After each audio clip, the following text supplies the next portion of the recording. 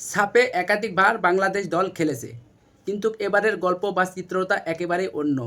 কারণ এবারের এই বাংলাদেশ টিমটি অনেক ভরসা করার মতন একটা টিম, যেখানে প্রতিপক্ষকে এখন চোখে চোখ রেখে লড়তে জানে হামজারা।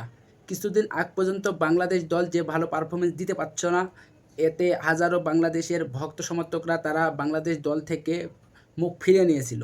কিন্তু বাংলাদেশ জাতীয় দলে এখন একের পর এক বিদেশি ভালো মাপের সব খেলোয়াড় আসার ফলে বাংলাদেশ দল এখন পুরাই চেঞ্জ। যেখানে এশিয়াতে সর্বোচ্চ ইন্ডিয়া ছিল হাইপে একটা দল, বা ইন্ডিয়া ছিল বাংলাদেশ বা এশিয়ার যে কয়েকটা নেপাল, ভুটান, মালদ্বীপ এসব দেশের চেয়ে অনেক গুণ এগিয়ে থাকা দল। কিন্তু এখন সবাইকে টপকিয়ে বাংলাদেশ কিন্তু এখন এক নম্বর দল হয়ে গেছে, কারণ বাংলাদেশে প্রবাসী ফুটবলাররা আসার পর থেকে বাংলাদেশ দল পুরাই উড়ছে। এতে বাংলাদেশের বাফুফে দারুণ কাজ করছে, সব ভালো মাপের সব খেলোয়াড়দেরকে তারা দলে ভিড়াচ্ছে। এই ফুটবলের গণজোয়ার এর আগ পর্যন্ত কোনোভাবেই দেখা যায়নি। প্রতিবারই ছাপ হয়, আর আমরা আশায় বসে থাকি যে ছাপের ট্রফিটি দেখব বা আমাদের খেলোয়াড়রা হাতে উঠাবে।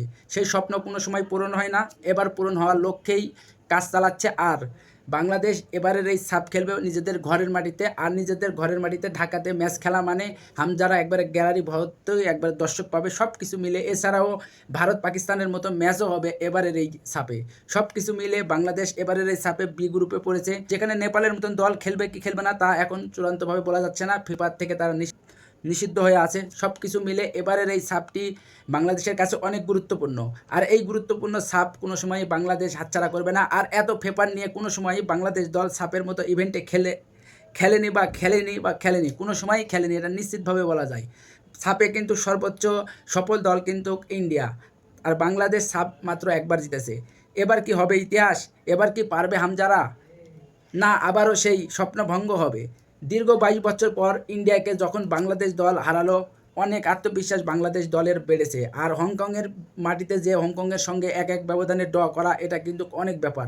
সব কিছু মিলে এবারের এই সাপে কিন্তু এক নম্বর টিম বা এক নম্বর ব্যালেন্স থাকা বা শিরোপা পর্যন্ত যাওয়ার মতো ফেভারিট টিম কিন্তু হয়ে যাচ্ছে বাংলাদেশ। আর বাংলাদেশ কিন্তু বি গ্রুপ থেকে একবারে ফাইনাল খেলবে, এটা নিশ্চিতভাবে বলা যায়। সব কিছু ঠিকঠাক থাকলে আবারও ভারত এবং বাংলাদেশের মধ্যে ফাইনাল ম্যাচটি দেখা যেতে পারে। তো এই ম্যাচটি ঘিরে ইন্ডিয়াও কিন্তু বসে নেই, ইন্ডিয়াও তারা কাজ চালাচ্ছে। তারা বাংলাদেশের দেখানো পথে একের পর এক বিদেশি ভালো মাপের সব ফুটবলারদেরকে তারা দলে ভিড়াচ্ছে। সব কিছু মিলে এবারের এই সাপটিও হবে ইতিহাসের সেরা, এটা নিশ্চিতভাবে বলা যায়। আর ট্রফি পর্যন্ত যাওয়ার মতো ব্যালেন্স আছে বাংলাদেশ দলের, এটা নিশ্চিতভাবে বলা যায়। দেখা যাক শেষ পর্যন্ত হামজা দেওয়ান চৌধুরীরা কি এবারের এই সাপের ট্রফিটি শেষ পর্যন্ত হাতে তুলতে পারে কিনা।